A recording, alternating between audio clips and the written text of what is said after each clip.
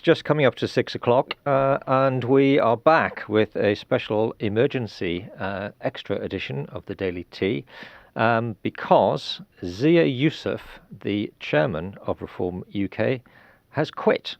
We had just finished putting out the main edition of the Daily Tea, and literally about half an hour after that went out, after an episode in which we were talking about how well Reform were doing and how the Tories were blowing themselves up, Zia Yusuf suddenly, via Twitter, resigned. Tony Diver, the Telegraph's associate political editor, is here in the studio joining me. Thank you for popping up at such short notice, Tony. Thanks for having me. Well, such is the nature of politics. Anyway, let's just quickly go through what's happened. So, Zia Yusuf tweeted this. He said, 11 months ago, I became chairman of Reform. I've worked full-time as a volunteer to take the party from 14 to 30%, quadrupled its membership and delivered historic electoral results. I no longer believe working to get a Reform government elected is a good use of my time, and hereby resign the office. Nigel Farage, the Reform leader, responded on Twitter saying this. He said, I'm genuinely sorry that Zia Yusuf has decided to stand down as Reform UK chairman. As I said just last week, he was a huge factor in our success on May the 1st and is an enormously talented person. Politics can be a highly pressured and difficult game, and Zia has clearly had enough. He is a loss to us and public life. Well, Tony, nobody really saw this coming, did they?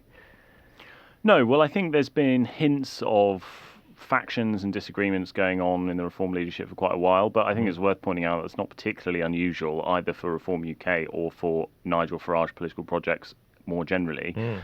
We saw on Wednesday Sarah Pochin, the party's newest MP who won that Runcorn by-election, asked Keir Starmer on the floor of the Commons whether or not he thought the country should ban the burqa. Yeah, so we think the burqa ban is what's behind this, don't we? It looks like it. I mean, certainly Zia Yusuf came out this morning and then said that he thought it was a dumb thing to do to ask about that. It wasn't the party's policy, although some Reform MPs, including Lee Anderson, now support that as a bit of policy. So that may be part of it.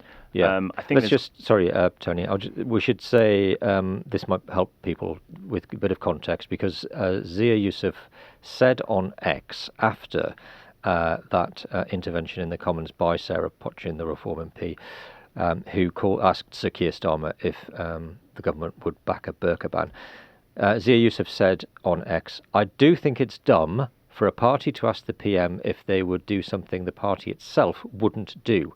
Nothing to do with me. Had no idea about the question, nor that it wasn't policy, busy with other stuff. So it seems pretty clear, doesn't it, that he's gone because of this row over the burqa ban. Well, I think that's part of it, but I also think there's something wider going on here, which is that there has been a bit of manoeuvring in Reform HQ. Zia Yusuf was moved away onto Doge, this new project to find efficiency savings within the councils that Reform now run, whereas the kind of day-to-day political management of the party was being left with other people, and that's chiefly Nigel Farage. And so clearly, at the point that there becomes some conflict between the two of them, Farage wins that fight, right? Reform UK is Farage's project. So it seems that there's been a bit of personnel issues going on for a while as well, and the burqa ban has kind of brought this to a head. It does all have echoes of the big fight between Rupert Lowe and Zia Yusuf, which led to Lowe leaving the party and everyone else in the party turning against him. It seems that this time it's Yusuf that's gone. Yeah, but the timing of this is incredible, isn't it? I mean, there is an election going on right now, and he's quit while people are at the polls. Yeah, well, I mean, as you guys did this morning, you can sit there and talk up Reform's successes and say they're doing brilliantly in Scotland, which it seems that they are. But the big challenge for Reform has always been, how do they move from this party, which has a kind of instinctive appeal to many voters, into a genuinely credible political force which is able to win a general election? And that has always been a challenge facing them. Things like what's happened today are not going to help them in that. I mean, to pick up on that point, how will the Tories and Labour spin this? Well, I just had a text actually from an extremely senior Tory MP who just said, aha, Reform has imploded at last, which gives you an idea that they've been sitting there, you know, in the remnants of their own party for the last few months, wondering how Reform is doing so well in the polls and thinking at some point it's got to go wrong for them. And now they're ecstatic that it has. Yeah, I guess the other thing we're probably going to keep hearing in the wake of this is the other parties really like to try and portray Reform as a one-man party, don't they? That it's all about Farage. There's nothing behind him. Ironically, one of Farage's big sort of weapons in trying to fight back against that idea was Zia Yusuf, because he was the guy that was brought in to professionalise the party. Farage talked a lot about how how brilliantly Zia Yusuf was doing in terms of organising the party better, in terms of things like arranging candidate selection for the future, and now he's gone. Well, yeah, I mean, Yusuf was everything that they didn't have before. He's a serious businessman. He's made money. He's built a business himself. He's an entrepreneur. Sold it.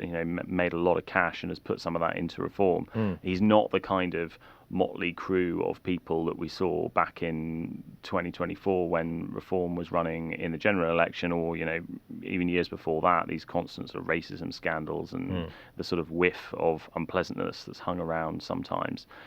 Yusuf was, as you say, meant to be the kind of antidote to all of that. A proper serious person. The fact that he's gone is pretty damaging for the party. Yeah, and not only is he gone, but he's gone saying, let's just repeat this line from his tweet: "I no longer believe working to get a Reform government elected is a good use of my time." He's basically saying he doesn't think Reform should be the government, isn't he? Well, yeah, and look at Farage's response, which is to say politics is a very pressured environment, and Yusuf couldn't hack it, pretty much, is what he's saying there. He's implying that he just wasn't strong enough. Yeah. Is there anybody who is an obvious replacement for him, or is this going to leave Reform completely sort of in chaos, looking for a new chairman to fill that really important role? Well, I think we're going to have to wait for an announcement on that. I mean, there is talk that some other people close to Farage are already manoeuvring and that have been people have been moving into more senior positions over the last couple of weeks, and there was a sense in Party HQ that something like this was coming. So we might see perhaps one of those people emerge in the coming days. Okay. But for now, I think the result tomorrow morning is actually very important. This result in Scotland, because if they come out fighting, they fight a good second, or even possibly win. That's going to pretty much erase this story. If they do badly tomorrow, then it just compounds it. Interesting that he's resigned when there are only 4 hours left of the polls being open, and I don't know, that in itself could be quite an important factor in how many votes they get, because presumably most people will already have voted. Just shows you that in politics things can change, not just by day, but hour by hour, can't they? Exactly. Well, it's an extraordinary development. Anyway, we'll obviously have much more on this on tomorrow's Daily Tea. Camilla will be back then, and we'll see whether this has been a decisive blow for Reform, or whether they've managed to weather the storm. But for now, thanks very much, Tony Diver, for joining us. I'm Gordon Rayner. We'll be back on the Daily Tea tomorrow at 5.